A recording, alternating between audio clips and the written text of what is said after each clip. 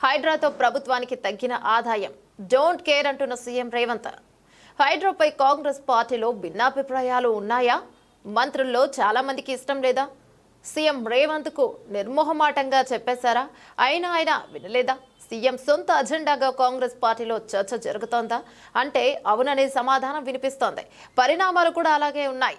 హైడ్రా విషయంలో సీఎం రేవంత్ దూకుడుగా ముందుకు సాగుతున్నారని స్పష్టమవుతోంది. అయితే పార్టీకి నష్టమే కాకుండా తెలంగాణకు ఆదాయం తగ్గుముఖం పడుతుందన్న ఆందోళన మంత్రుల నుంచి వినిపిస్తోంది. హైదరాబాద్ నగరంలోని చెరువులు, నాలాలు, ప్రభుత్వ భూములను ఆక్రమించిన వారి ఆట కట్టించేందుకు తెలంగాణ ప్రభుత్వం 2 నెలల క్రితం హైడ్రాను ఏర్పాటు చేసింది. వెంటనే రంగంలోకి దిగిన హైడ్రా గ్రేటర్లో చెరువుల ఆక్రమణదారుల గుండెల్లో రైళ్లను పరిగెట్టిస్తోంది. బడా బాబులు మొదలుకొని సామాన్యుల వరకు చెరువులను ఆక్రమించి కట్టిన కట్టడాలన్నింటినీ నేలమట్టం చేస్తుంది హైడ్రా. ఈ క్రమంలో ఇప్పటి వరకు సుమారు 100 ఎకరాల ప్రభుత్వ భూములను స్వాధీనం చేసుకున్నట్లు ప్రకటించింది హైడ్రా. ఈ పరిస్థితిలో హైడ్రాకు మరిన్ని అధికారులు కట్టబెట్టడంతో పాటు ఇక న్యాయపరమైన చిక్కులు ఎదుర్కోకుండా కూడా చట్టబద్ధత కల్పించాలని నిర్ణయించింది ప్రభుత్వం. ఈ క్రమంలోనే శుక్రవారం సచివాలయంలో జరిగిన మంత్రివర్గ సమావేశంలో చర్చించి హైడ్రాకు మరిన్ని అధికారాలు కట్టబెడుతూ నిర్ణయం తీసుకున్నారు. ఇటీవల మంత్రివర్గ సమావేశంలో జరిగింది. ప్రధానంగా కేబినెట్ భేటీలో హైడ్రాపై చర్చ సందర్భంగా మంత్రుల నుంచి భిన్నాభిప్రాయాలు వ్యక్తమవుతున్నట్టు తెలుస్తోంది. హైడ్రాపై ప్రజల్లో ఓవైపు ప్రశంసలు వస్తుండగా మరోవైపు వ్యతిరేకత వ్యక్తమవుతోందని కొందరు మంత్రులు సీఎం దృష్టికి తీసుకుని వెళ్లినట్లు సమాచారం.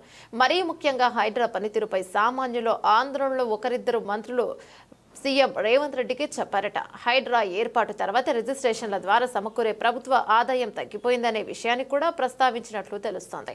ముఖ్యంగా హైదరాబాద్ రియల్ ఎస్టేట్ పై హైడ్రా తీవ్ర ప్రభావం చూపుతోందని, హైడ్రా ఎఫెక్ట్ తో గ్రేటర్లో నిర్మాణ రంగం పూర్తిగా దెబ్బతింటుందనేమోనన్న అభిప్రాయాన్ని కొందరు మంత్రులు కేబినెట్ సమావేశంలో వ్యక్తం చేసినట్లు తెలుస్తోంది. అయితే సీఎం రేవంత్ చాలా టేక్ ఈజీగా తీసుకున్నట్టు తెలుస్తోంది.